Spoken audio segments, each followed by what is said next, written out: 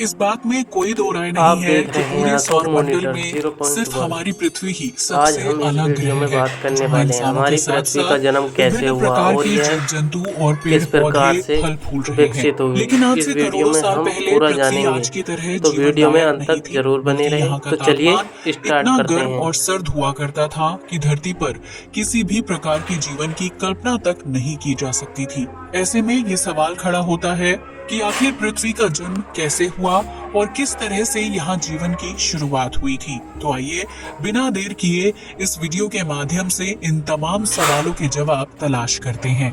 कैसे हुआ था पृथ्वी का जन्म? पृथ्वी की उत्पत्ति कैसे हुई थी, ये जानने से पहले हमें ये समझ लेना होगा कि आखिर ये सौर मंडल कैसे बना था, क्योंकि इस सौर मंडल की मौजूदगी की वजह से ही पृथ्वी समेत अन्य ग्रह अस्तित्व में आए थे जो निरंतर सूरज की परिक्रमा करते हैं। ऐसे में आज से लगभग 4.5 बिलियन साल यानी 450 करोड़ साल पहले सूर्य की जगह पर घने बादल हुआ करते थे जो धूल और विभिन्न गैसों से निर्मित हुए थे।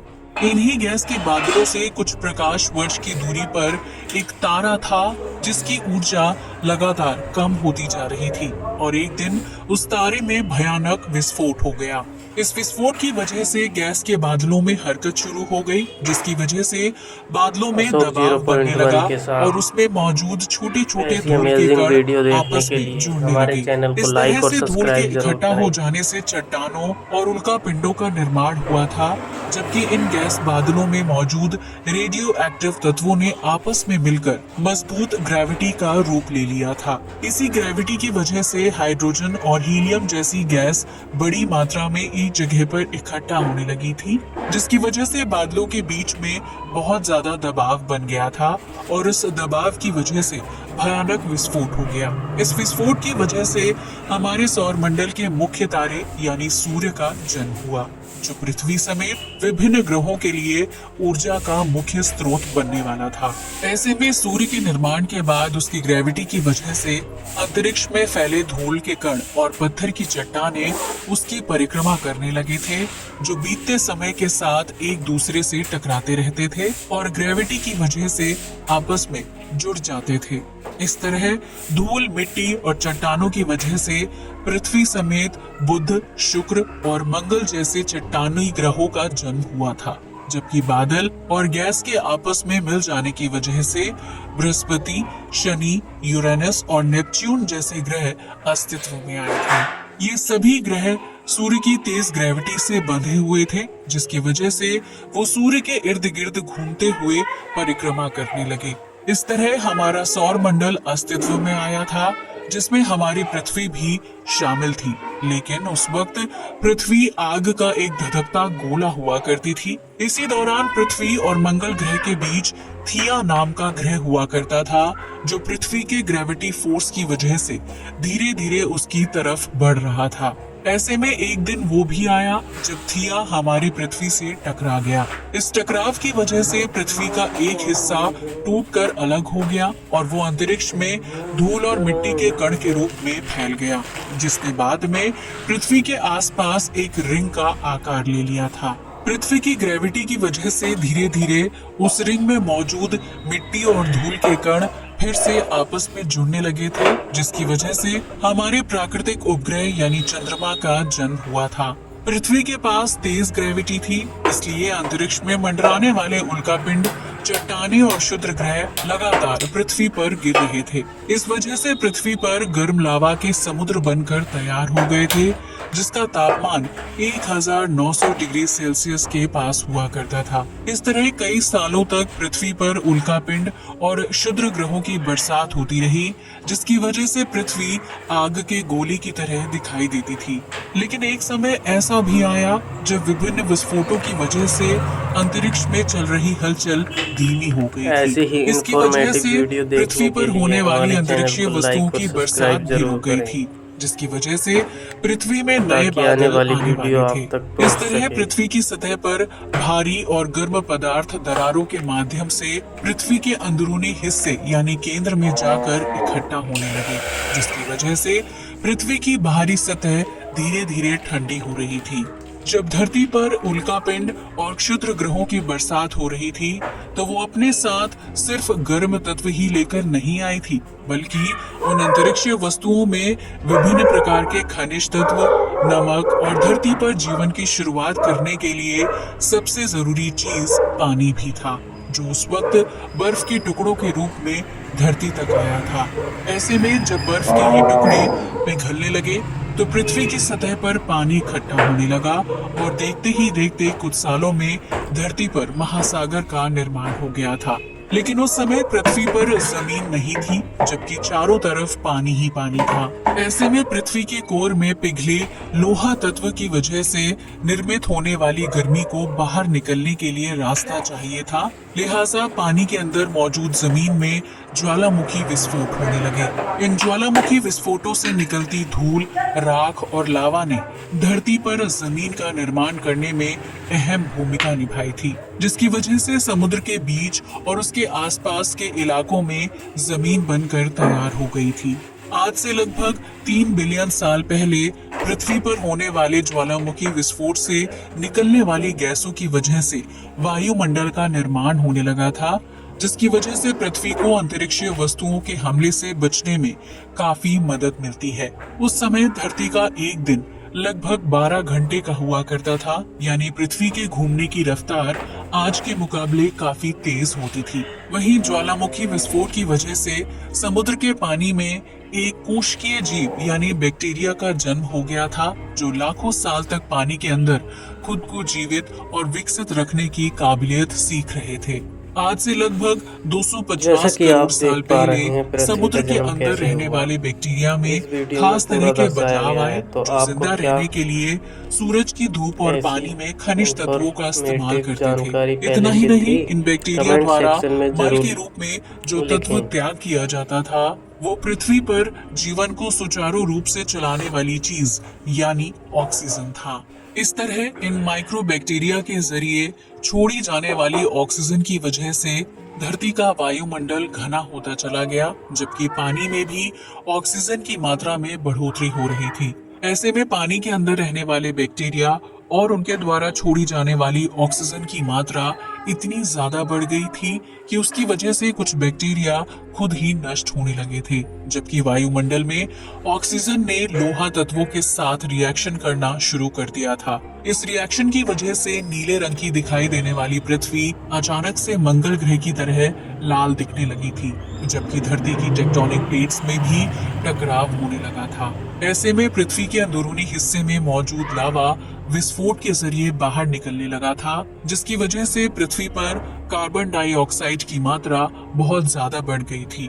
इस कार्बन डाइऑक्साइड ने पृथ्वी के आसमान पर घने बादलों का निर्माण कर दिया था, जिन्होंने बाद में धरती पर जमकर एसिड वर्षा की थी। कुछ समय बाद एसिड की बारिश खत्म हो गई थी, लेकिन उसकी वजह से पृथ्वी का तापमान कई डिग्री सेल्सियस तक नीचे लुढ़क गया था। इस वजह से पृथ्वी की सतह पर पानी बर्फ के रूप में जम गया था, जिसकी वजह से पृथ्वी पर पहला शीत युग शुरू हुआ था। उस दौरान पृथ्वी पूरी तरह से बर्फ से ढक चुकी थी, जो अंतरिक्ष से देखने पर सफेद गोली की तरह दिखाई देती थी। आमतौर पर जब सूर्य की रोशनी पृथ्वी पर पड़ती है तो जमीन उसे अवशोषित कर लेती है, लेकिन पृथ्वी पर शीत युग के दौरान सूरज की रोशनी बर्फ से टकराकर वापस रिफ्लेक्ट हो जाती थी, जिसकी वजह से सूर्य की गर्मी की वजह से भी पृथ्वी पर जमी बर्फ कई सालों तक पिघल नहीं पाई थी। लेकिन पृथ्वी के अंदरूनी भाग में गर्मी और लावा बाहर निकलने का रास्ता ढूंढ रहा था। ऐसे में कुछ सालों बाद इस गर्मी ने पृथ्वी की सतह पर तेज प्रेशर बनाया और उसकी वजह से एक बार फिर ज्वालामुखी विस्फोट होने लगे थे। इस ज्वालामुखी विस्फोट की वजह से न सिर्फ धरती पर जमी बर्फ तेजी से पिघल रही थी, बल्कि ये समुद्र के अंदर जमे हुए सूक्ष्म जीवों के लिए भी जीवनदायक साबित हुई थी। ज्वालामुखी विस्फोट की वजह से समुद्रों का पानी गर्म हो गया था, जिसकी वजह से सूक्ष्म जीवों को पनपने के लिए अच्छा वातावरण मिल रहा था। इतना ही नहीं, उन सूक्ष्म जीवों के जीवन चक्र में भी बदलाव आ गया था, जिसकी वजह से उन्होंने ऑक्सीजन का इस्तेमाल अपने शरीर को विकसित करने के लिए शुरू कर दिया था। इसके अलावा समुद्र के अंदर घास भी पैदा होने लगी थी, जो ज्यादा मात्रा में ऑक्सीजन का निर्माण कर रही थी। हालांकि ज्वालामुखी विस्फोट की वजह से धरती पर कार्बन डाइऑक्साइड की मात्रा काफी ज्यादा बढ़ गई थी, जिसकी वजह से पृथ्वी का तापमान भी बढ़ने लगा था।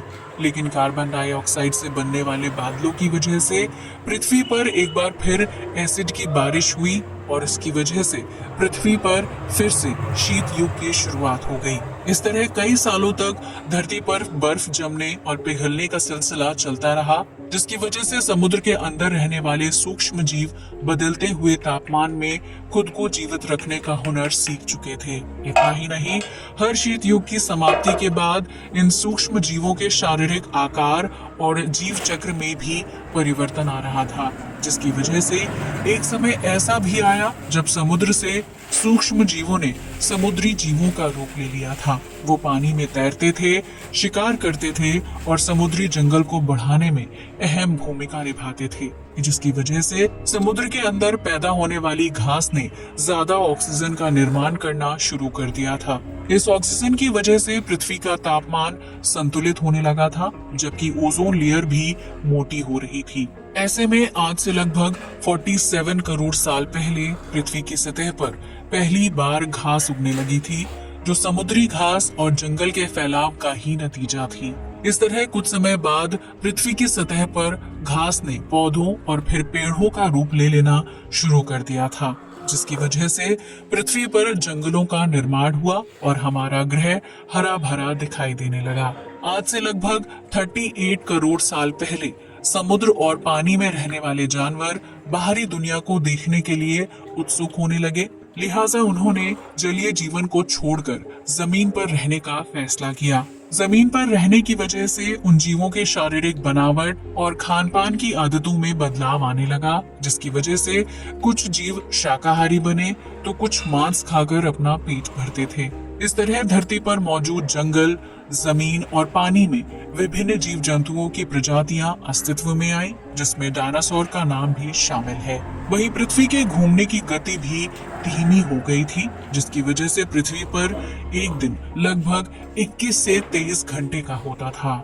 धरती पर जानवरों के विकास का क्रम लगातार जारी था, जिसकी वजह से डायनासोर की अलग अलग प्रजातियां अस्तित्व में आईं। कुछ डायनासोर शाकाहारी थे, तो वहीं कुछ डायनासोर दूसरे जीवों का शिकार करके उन्हें खाते थे। इसके अलावा आसमान में उड़ने वाले डायनासोर भी धरती पर रहते थे, जो अपने दौर के सबसे विशालकाय जीवों में से एक थे। लेकिन आज से लगभग 6.5 करोड़ साल पहले अंतरिक्ष में तेज गति के साथ एक उल्कापिंड धरती की तरफ बढ़ रहा था, जो डायनासोर के अंत का मुख्य कारण बन गया था। उल्कापिंड काफी विशाल और भारी भरकम था, जिसने 80,000 प्रति घंटे की रफ्तार से पृथ्वी के वायुमंडल में प्रवेश किया था। उल्कापिंड के धरती के वायुमंडल में प्रवेश करते ही उसमें तेज आग लग गई, जिसकी वजह से जब वो पृथ्वी से टकराया तो उसकी वजह से भयानक विस्फोट हुआ था। इस विस्फोट की वजह से बहुत ही भयानक रेडिएशन बाहर निकली थी, जबकि पृथ्वी पर हरियाली और जंगल आग की चपेट में आने लगे, धू धू कर जलने लगे थे। ये रेडिएशन इतनी ज्यादा थी कि वर्तमान में अगर 10 करोड़ न्यूक्लियर बमों को एक साथ विस्फोट किया जाए तो उतनी ऊर्जा बाहर निकलेगी। इस विस्फोट और रेडिएशन की चपेट में आने की वजह से डायनासोर प्रजाति का अंत हो गया था, जबकि धरती पर एक बहुत बड़ा गड्ढा बन गया था। इस गड्ढे से निकलने वाली धूल और पत्थर उछलकर आसमान में चले गए थे, जो विस्फोट के कुछ घंटे बाद वापस धरती पर आग के गोले बनकर बरसे थे और उन्होंने उड़ने वाले डायनासोर की प्रजाति को खत्म करने का काम किया था। इस उल्कापिंड के टकराव की वजह से धरती पर लगभग 80% जीवन पूरी तरह से खत्म हो गया था, जबकि हर जगह भूकंप के तेज झटके और ज्वालामुखी विस्फोट हो रहे थे। इस भयानक त्रासदी में सिर्फ जमीन के अंदर रहने वाले जीव जिंदा बच पाए थे, जिन्होंने आगे चलकर धरती पर एक बार फिर जीवन की शुरुआत करने में अहम योगदान दिया था। ये जीव पृथ्वी के वायुमंडल के ठंडा हो जाने के बाद जमीन से बाहर निकले थे, जिन्होंने जीवित रहने के लिए मृत जानवरों के सड़े गले मांस को खाना शुरू कर दिया था। इस तरह कई सालों बाद धरती के आसमान से विस्फोट के भयानक बादल हटे और जमीन पर सूर्य की रोशनी पहुंची, जिसकी वजह से पेड़ पौधे फिर से विकसित होने लगे, जबकि धरती पर 20% जीवों में शारीरिक बदलाव आ रहे थे। इस तरह लाखों साल बाद पृथ्वी का वातावरण फिर से जीवन योग्य हो चुका था, जबकि धरती पर इंसानों के पूर्वज यानी बंदर अस्तित्व में आए थे। इसके बाद बंदर विकसित होते चले गए और आदि मानव बनने के बाद हम इंसानों में परिवर्तित हो गए थे। अब तो आप समझ ही गए होंगे कि सौर मंडल और पृथ्वी का निर्माण कैसे हुआ था। आज के लिए बस इतना ही। जय हिंद दोस्तों। Thank you for watching. Have a nice day.